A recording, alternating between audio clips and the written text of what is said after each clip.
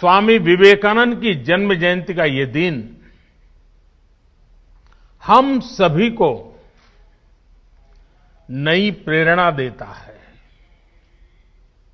आज का दिन विशेष इसलिए भी हो गया है कि इस बार युवा संसद देश की संसद के सेंट्रल हॉल में हो रही है।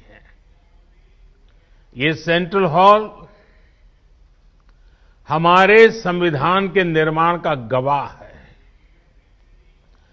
देश के अनेक महान व्यक्तियों ने यहां आजाद भारत के लिए फैसले लिए, भारत के भविष्य के लिए चिंतन किया। भविष्य के भारत को लेकर उनका सपना, उनका समर्पण, उनका साहस, उनका सामर्थ्य, उनके प्रयास, इसका एहसास आज भी सेंट्रल हॉल में होता है। और साथियों, आप जहां बैठे हैं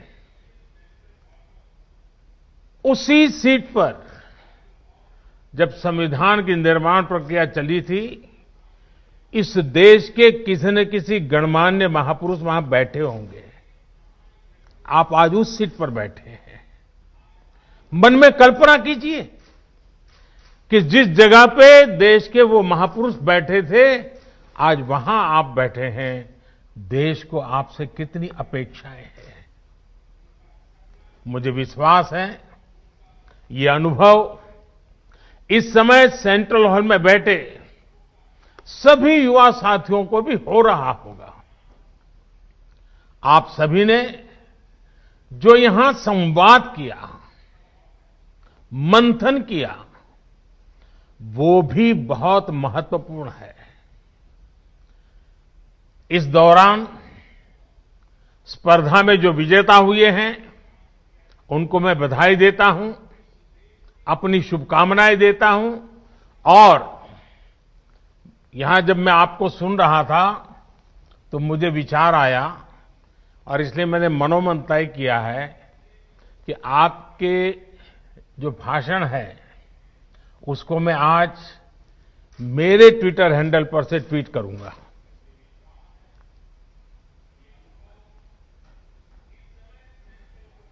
और आप तीन का ही करूंगा ऐसा नहीं, अगर रिकॉर्डेड मटेरियल अवेलेबल होगा तो मैं जो कल फाइनल पैनल में थे उनके लिए भी उनके भाषण को ट्वीट करूंगा, ताकि देश को पता चले कि ये संसद के परिषद में, इस परिसर में हमारे भावी भारत कैसे आकार ले रहा है।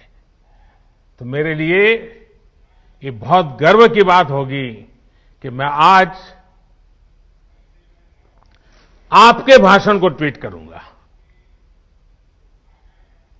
साथियों, स्वामी जी ने जो देश और समाज को दिया है वो समय और स्थान से परे हर पीढ़ी को प्रेरित करने वाला है, रास्ता दिखाने वाला है। आप देखते होंगे कि भारत का शायद ही ऐसा कोई गांव हो, कोई शहर हो, कोई व्यक्ति हो जो स्वामी जी से खुद को जुड़ा महसूस न करता हो, उससे प्रेरित न होता हो। स्वामी जी की प्रेरणा ने आजादी की लड़ाई को भी नई ऊर्जा दी थी। गुलामी के लंबे कालखंड ने भारत को हजारों वर्षों की अपनी ताकत और ताकत के एहसास से दूर कर दिया था। स्वामी विवेकानंद ने भारत को उसकी वो ताकत याद दिलाई, एहसास कराया, उनके सामर्थ्य को उनके मन मस्तिष्क में पुनर्जीवित किया, राष्ट्रीय चेतना को जागृत किया। आप ये जानकर हैरान रह जाएंगे कि उस समय क्रांति के मार्ग से भी और शांति के मार्ग से भी दोनों ही तरह से जो आजादी के लिए जंग चल रहा था, आजादी की लड़ाई लड़ रहे थे, वो कहीं न कहीं स्वामी विवेकानंद जी से प्रेरित थे। उनकी गिरफ्तारी के समय, फांसी के समय स्वामी विवेकानंद से जुड़ा साहित्य जरूर पुलिस के हाथ आता था। तब इसका बाकायदा अध्ययन करवाया गया था कि स्वामी विवेकानंद जी के विचारों में ऐसा क्या है जो लोगों को देशभक्ति के लिए, राष्ट्र निर्माण के लिए, आजादी के लिए मर मिटने की प्रेरणा देता है, हर नवयुवान के मस्तिष्क को इतना प्रभावित करता है। समय गुजरता गया, देश आजाद हो गया, लेकिन हम आज भी देखते हैं स्वामी जी हमारे बीच ही होते हैं, प्रतिपल हमें प्रेरणा देते हैं। उनका प्रभाव हमारी चिंतन धारा में कहीं न कहीं नजर आता है। आध्यात्म को लेकर उन्होंने जो कहा, राष्ट्रवाद, राष्ट्र निर्माण, राष्ट्रभक्ति को लेकर उन्होंने जो कहा, जन सेवा से जग सेवा को लेकर उनके विचार आज हमारे मन मंदिर में उतनी ही तीव्रता से प्रभावित होते हैं। मुझे विश्वास है आप युवा साथी भी इस बात को जरूर महसूस करते होंगे। कहीं पर भी विवेकानंद जी की तस्वीर देखते होंगे,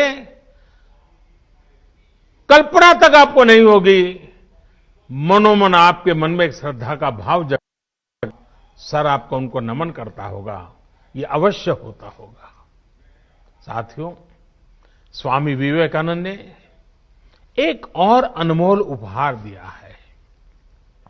ये उपहार है व्यक्तियों के निर्माण का, संस्थाओं के निर्माण का। और ज्यादातर ऐसे विषयों की चर्चा भी थोड़ी कम ही होती है, लेकिन हम अध्ययन करेंगे तो पाएंगे कि स्वामी विवेकानंद ने ऐसी संस्थाओं को भी आगे बढ़ाया जो आज भी व्यक्ति के निर्माण का काम बखूबी कर रही है। उनके संस्कार, उनका सेवा भाव, उनका समर्पण भाव लगातार जगाती रहती है। व्यक्ति से संस्था का निर्माण और संस्था से अनेकों व्यक्तियों का निर्माण एक अनवरत, अविलंब, अबाधित चक्र है जो चलता ही जा रहा है। लोग स्वामी जी के प्रभाव में आते हैं, संस्थाओं का निर्माण करने की प्रेरणा लेते हैं, संस्था निर्माण करते हैं, फिर उन संस्थानों से, उसकी व्यवस्था से, प्रेरणा से, विचार से, आदर्श से ऐसे लोग निकलते हैं जो स्वामी जी के दिखाए मार्ग पर चलते हुए नए लोगों को खुद से जोड़ते चलते हैं। इंडिविजुअल से इंस्टीट्यूशंस और इंस्टीट्यूशन से फिर इंडिविजुअल, ये चक्र आज भारत की बहुत बड़ी ताकत है।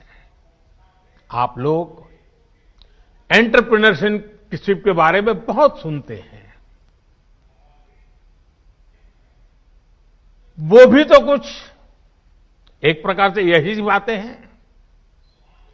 एक ब्रिलियंट इंडिविजुअल एक शानदार कंपनी बनाता है, बाद में उस कंपनी में जो इकोसिस्टम बनता है, उसकी वजह से वहां अनेकों ब्रिलियंट इंडिविजुअल्स बनते हैं।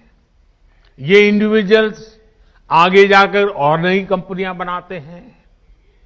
इंडिविजुअल्स और इंस्टीट्यूशन का ये चक्र देश और समाज के हर क्षेत्र, हर स्तर के लिए उतना ही महत्वपूर्ण है। साथियों, आज जो देश में नई नेशनल एजुकेशन पॉलिसी लागू की गई है, उसका भी बहुत बड़ा फोकस बेहतर इंडिविजुअल्स के निर्माण पर है। व्यक्ति निर्माण से राष्ट्र निर्माण। ये पॉलिसी युवाओं की इच्छा, युवाओं के कौशल, युवाओं की समझ, युवाओं के फैसले को सर्वोच्च प्राथमिकता देती है। अब चाहे जो सब्जेक्ट चुनिए, चाहे जो कॉम्बिनेशन चुनिए, चाहे जो स्ट्रीम चुनिए, एक कोर्स को ब्रेक देकर आप दूसरा कोर्स शुरू करना चाहें तो आप वो भी कर सकते हैं। अब ये नहीं होगा कि पहले वाले कोर्स के लिए आपने जो मेहनत की थी वो बेकार हो जाएगी। आपको उतनी पढ़ाई का भी सर्टिफिकेट मिल जाएगा जो आगे ले जाएगा। साथियों, आज देश में एक ऐसा इकोसिस्टम विकसित किया जा रहा है जिसकी तलाश में अक्सर हमारे युवा विदेशों का रुख करते थे। वहां की आधुनिक शिक्षा, बेहतर एंटरप्राइज अपॉर्चुनिटीज, टैलेंट को पहचानने वाली, सम्मान देने की वाली व्यवस्था उन्हें स्वाभाविक रूप से आकर्षित करती थी। अब देश में ही ऐसी व्यवस्था हमारे युवा साथियों को मिले, इसके लिए हम प्रतिबद्ध भी हैं, हम प्रयासरत भी हैं। हमारा युवा खुलकर अपनी प्रतिभा, अपने सपनों के अनुसार खुद को विकसित कर सके, इसके लिए आज एक एनवायरमेंट तैयार किया जा रहा है, इकोसिस्टम तैयार की जा रही है। शिक्षा व्यवस्था हो, समाज व्यवस्था हो, कानूनी बारीकियां हो, हर चीज में इन बातों को केंद्र में रखा जा रहा है। स्वामी जी का बहुत जोर उस बात पर भी था जिसको हमने कभी भूलना नहीं चाहिए। स्वामी जी हमेशा कहते थे और वो इस बात पर बल देते थे, वे शारीरिक ताकत पर भी बल देते थे, मानसिक ताकत पर भी बल देते थे। वो कहते थे, muscles of iron and nerves of steel. उनकी प्रेरणा, उन्हीं की प्रेरणा से आज भारत के युवाओं की शारीरिक मानसिक फिटनेस पर विशेष फोकस किया जा रहा है। फिट इंडिया मूवमेंट हो, योग के प्रति जागरूकता हो, या फिर स्पोर्ट्स से जुड़े आधुनिक इंफ्रास्ट्रक्चर का निर्माण, ये युवाओं को मानसिक और शारीरिक रूप से सुदृढ़ कर रहे हैं। साथियों, आजकल आप लोग कुछ टर्म्स बार बार सुनते होंगे, आपके कान पे आता रहता है। पर्सनालिटी डेवलपमेंट या तो फिर टीम मैनेजमेंट। इनकी बारीकियों को भी आप स्वामी विवेकानंद का अध्ययन करने के बाद और आसानी से समझ पाएंगे।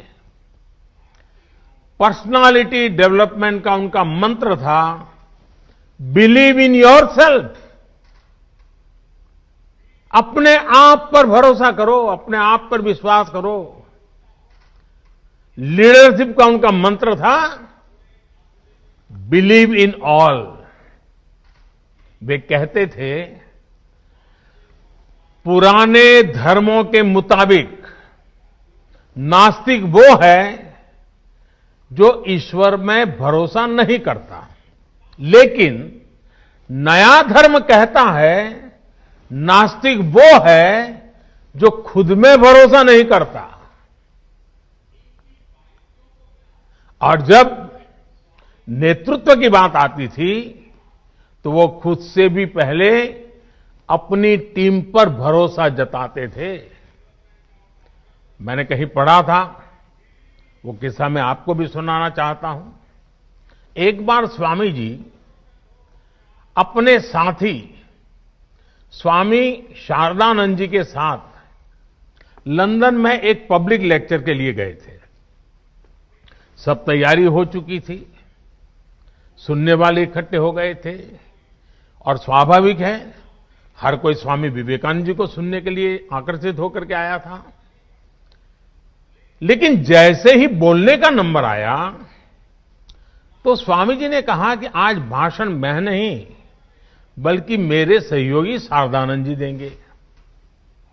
शारदानंद जी ने भी सोचा नहीं था कि अचानक उनके जिम्मे काम आ जाएगा, वो इसके लिए तैयार भी नहीं थे। लेकिन जब शारदानंद जी ने भाषण देना शुरू किया तो हर कोई चकित हो गया, उनसे प्रभावित हो गया। और ये होती है लीडरशिप और अपनी टीम के लोगों पर भरोसा करने की ताकत। आज हम जितना स्वामी विवेकानंद जी के बारे में जानते हैं उसमें बहुत बड़ा योगदान स्वामी शारदानंद जी का ही है।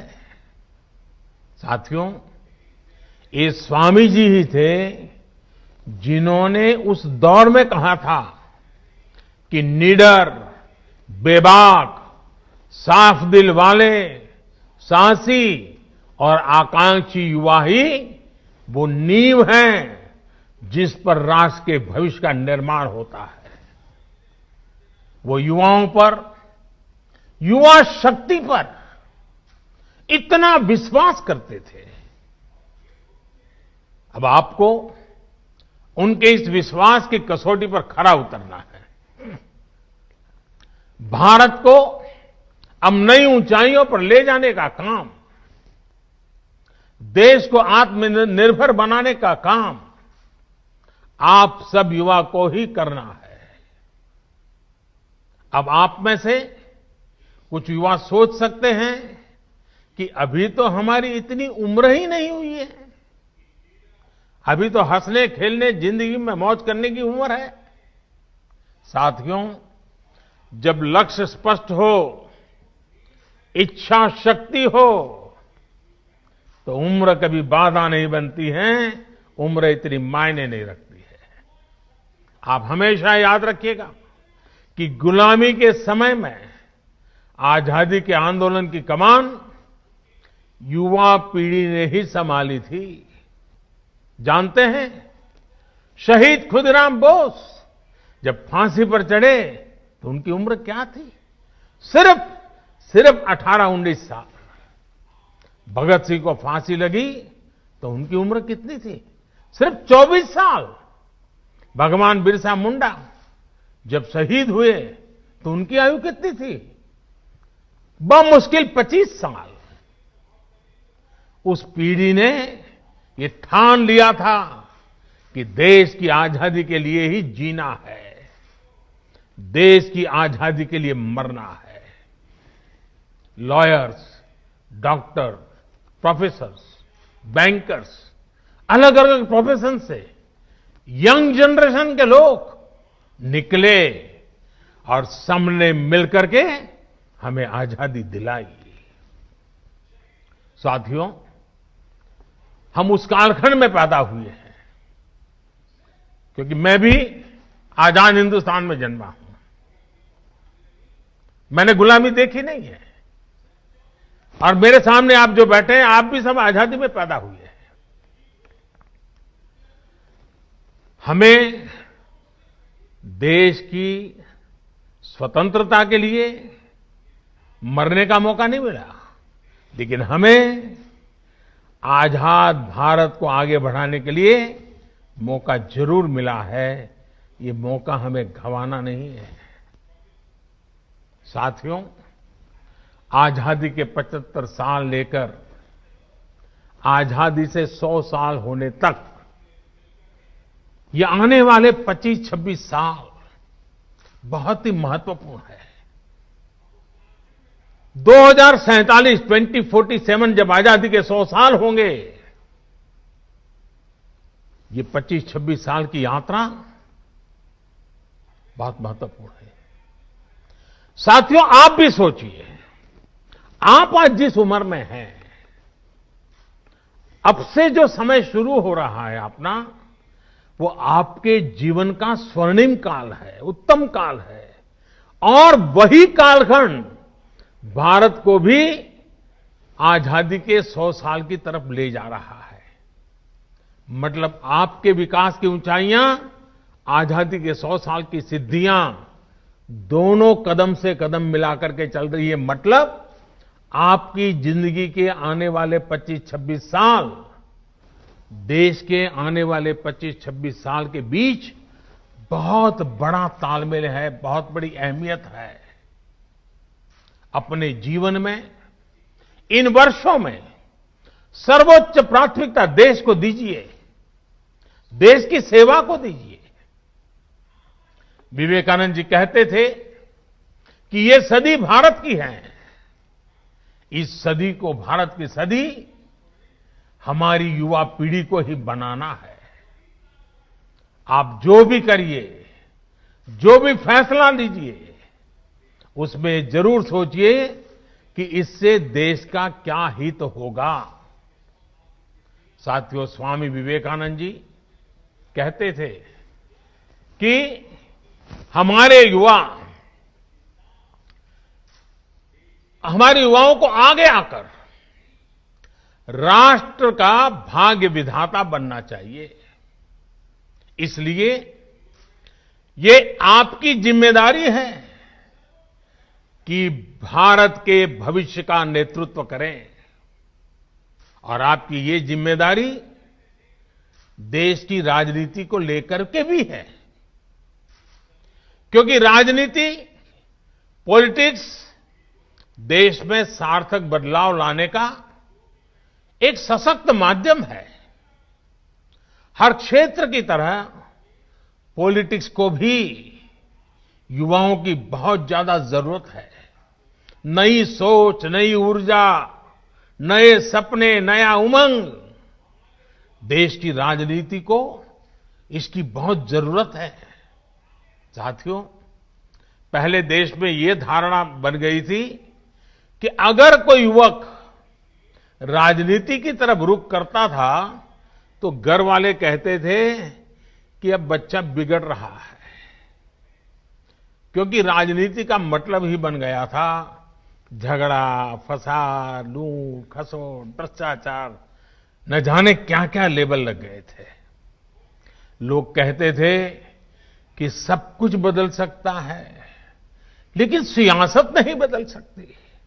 लेकिन आज आप देखिए, आज देश की जनता, देश के नागरिक इतने जागरूक हुए हैं कि राजनीति में वो ईमानदार लोगों के साथ खड़े होते हैं, ईमानदार लोगों को मौका देते हैं। देश की सामान्य जनता ईमानदार, समर्पित, सेवाभावी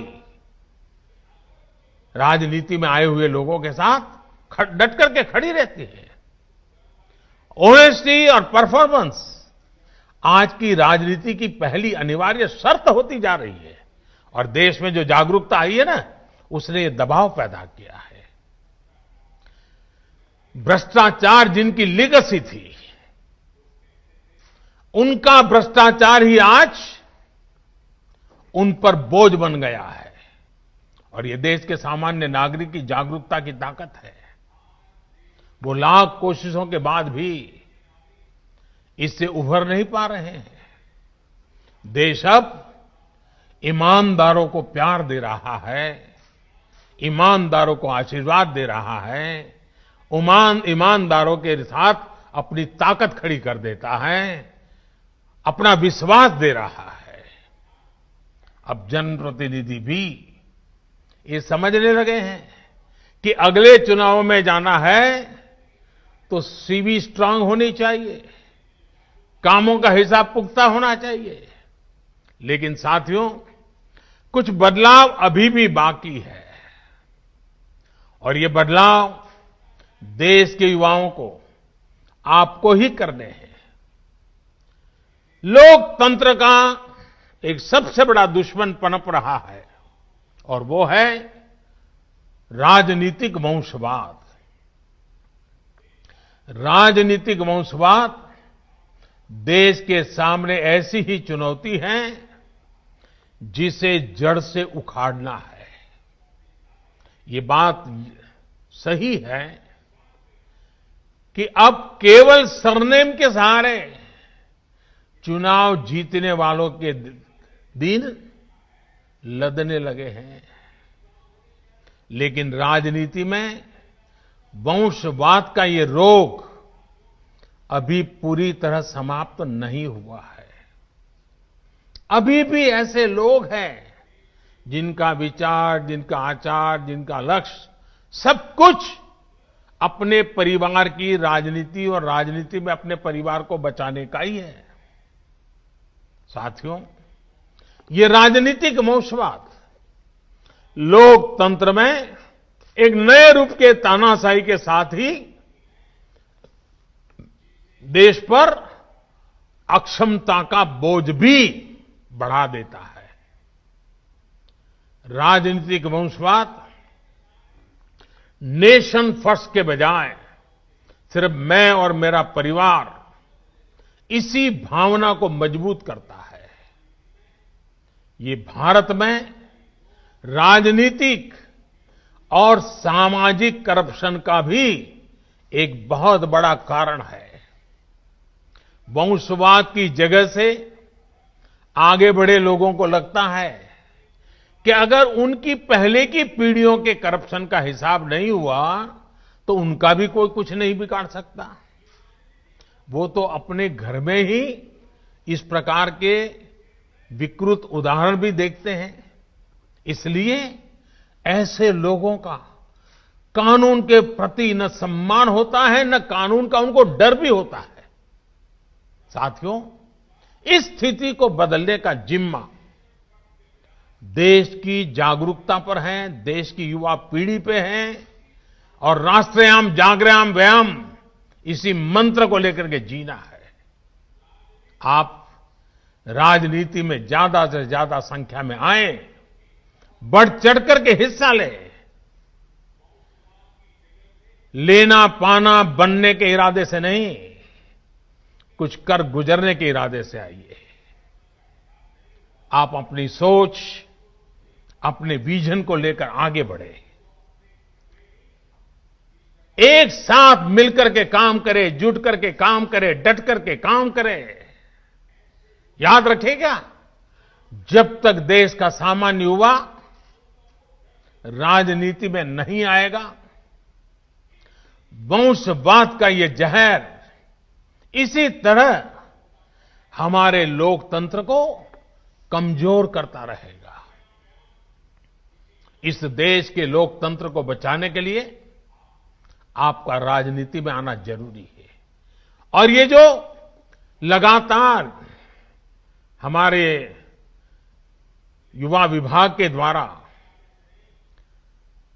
मॉक संसद के कार्यक्रम चलाए जा रहे हैं, देश के विषयों पर युवा मित्र मिलकर के चर्चा करें, देश के युवाओं को भारत के सेंट्रल हॉल तक लाया जाए, इसके पीछे मकसद भी यही है कि देश की नई युवा पीढ़ी को हम तैयार करें ताकि वो हमारे साथ आने वाले दिनों में देश का नेतृत्व करने के लिए आगे आए, आगे बढ़े। आपके सामने स्वामी विवेकानंद जैसा महान मार्गदर्शक है। उनकी प्रेरणा से आप जैसे युवा राजनीति में आएंगे तो देश और भी मजबूत होगा। साथियों, स्वामी विवेकानंद जी युवाओं को एक और बहुत महत्वपूर्ण मंत्र देते थे। वो कहते थे, किसी आपदा या परेशानी से भी ज्यादा महत्वपूर्ण है उस आपदा से ली गई सीख। आपने उसमें से क्या सीखा? हमें आपदाओं में संयम की भी जरूरत होती है, साहस की भी जरूरत होती है। आपदा हमें ये सोचने का भी अवसर देती है कि जो बिगड़ा है हम वही दोबारा बना लें या नए सिरे से एक नए निर्माण की नींव रखें। कई बार हम एक संकट, किसी आपदा के बाद कुछ नया सोचते हैं तो फिर देखते हैं कि उस नई सोच ने कैसे पूरा भविष्य बदल दिया। आपने भी अपने जीवन में महसूस किया होगा। मेरा मन करता है कि आज एक अनुभव मैं आपके सामने जरूर आपके सामने रखूं। 2001 में जब गुजरात के कच्छ में भूकंप आया था तो कुछ ही पल में सब कुछ तबाह हो गया था। पूरा कच्छ एक प्रकार से मौत की चादर ओढ़ करके सोया था। सारी इमारतें जमींदोज हो चुकी थी। जो हालत थी उसे देखकर लोग कहते थे कि अब कच्छ हमेशा हमेशा के लिए बर्बाद हो गया। इस भूकंप के कुछ महीने बाद मुझे गुजरात का मुख्यमंत्री के रूप में दायित्व निभाने की जिम्मेवारी आ गई। चारों तरफ गूंज यही थी कि अब तो गुजरात गया, अब तो गुजरात बर्बाद हो गया, अब कच्छ बर्बाद, यही सुन रहा था। हमने एक नई अप्रोच के साथ काम किया, एक नई रणनीति के साथ आगे बढ़े। हमने सिर्फ इमारतें ही फिर से नहीं बनाई, बल्कि प्रण लिया कि कच्छ को विकास की नई ऊंचाई पर पहुंचाएंगे। तब वहां न उतनी सड़कें थी, न बिजली व्यवस्था ठीक थी, न ही पानी आसानी से नहीं मिलता था। हमने हर व्यवस्था सुधारी। हम सैकड़ों किलोमीटर लंबी नहरें बनाकर कच्छ तक पानी लेकर गए, पाइपलाइन से पानी ले गए। कच्छ की हालत ऐसी थी कि वहां टूरिज्म के बारे में कोई सोच भी नहीं सकता था। उल्टा हर साल हजारों लोग कच्छ से पलायन कर जाते थे। अब आज हालत ऐसे हैं कि बरसों पहले कच्छ छोड़कर गए लोग आज वापस लौटने लगे हैं। आज कच्छ में लाखों टूरिस्ट रणोत्सव में आनंद लेने के लिए पहुंचते हैं। यानी आपदा में हमने आगे बढ़ने का अवसर खोजा।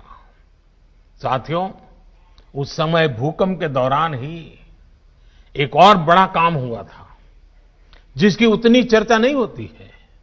आजकल कोरोना के समय में आप लोग डिजास्टर मैनेजमेंट एक्ट का जिक्र खूब सुनते होंगे। इस दौरान तमाम सरकारी आदेश इसी एक्ट को आधार बनाकर जारी किए गए। लेकिन इस एक्ट की भी एक कहानी है। कच्छ भूकंप के साथ इसका एक रिश्ता है और मैं ये भी शायद आपको बताऊंगा तो आपको खुशी होगी। साथियों, पहले हमारे देश में डिजास्टर मैनेजमेंट ये कृषि विभाग का हिस्सा रहता था, उसी का काम समझा जाता था। क्योंकि हमारे यहां डिजास्टर का मतलब होता था बाढ़ या सूखा। ज्यादा पानी गिर गया तो वो डिजास्टर, ज्यादा पानी कम पड़ गया तो वो डिजास्टर। बाढ़ वगैरह आती थी तो खेती का मुआवजा वगैरह देना, यही काम प्रमुखतः डिजास्टर मैनेजमेंट का होता था। लेकिन कच्छ भूकंप से सबक लेते हुए गुजरात ने 2003 में Gujarat state disaster management act बनाया। तब देश में पहली बार ऐसा हुआ जब डिजास्टर मैनेजमेंट को कृषि विभाग से लेकर वहां से बाहर निकाल करके गृह विभाग के अंडर में दे दिया गया। बाद में केंद्र सरकार ने 2005 में गुजरात के उसी कानून से सीख लेकर पूरे देश के लिए डिजास्टर मैनेजमेंट एक्ट बनाया। अब इसी एक्ट की मदद से ताकत से देश ने महामारी के खिलाफ इतनी बड़ी लड़ाई लड़ी है। आज यही एक्ट हमारे लाखों लोगों की जान बचाने में सहायक हुआ, देश को इतने बड़े संकट से उबारने में आधार बना।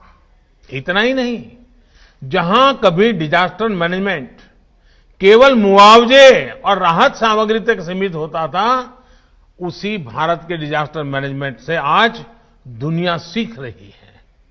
साथियों, जो समाज संकटों में भी प्रगति के रास्ते बनाना सीख लेता है, वो समाज अपना भविष्य खुद लिखता है। और इसलिए आज भारत और 130 करोड़ भारतवासी अपना भविष्य और वो भी उत्तम भविष्य आज देश के नागरिक खुद गढ़ रहे हैं। आपके द्वारा किया गया हर एक प्रयास, हर एक सेवा कार्य, हर एक इनोवेशन और हर एक ईमानदार संकल्प भविष्य की नींव में रखा जा रहा एक मजबूत पत्थर है।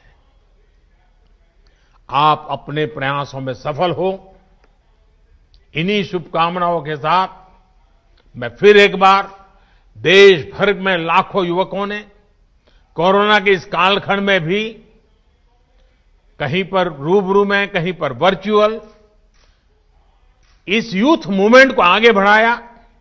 डिपार्टमेंट के लोग भी अभिनंदन के अधिकारी हैं, इसमें हिस्सा लेने वाले नौजवान भी अभिनंदन के अधिकारी हैं और विजेता होने वालों को अनेक अनेक शुभकामनाएं देने के साथ साथ जिन बातों को उन्होंने बोला है वो बातें समाज की जड़ों में जाएं, इसके लिए वो सफलतापूर्वक आगे बढ़े, ऐसी मेरी अनेक अनेक शुभकामनाएं हैं।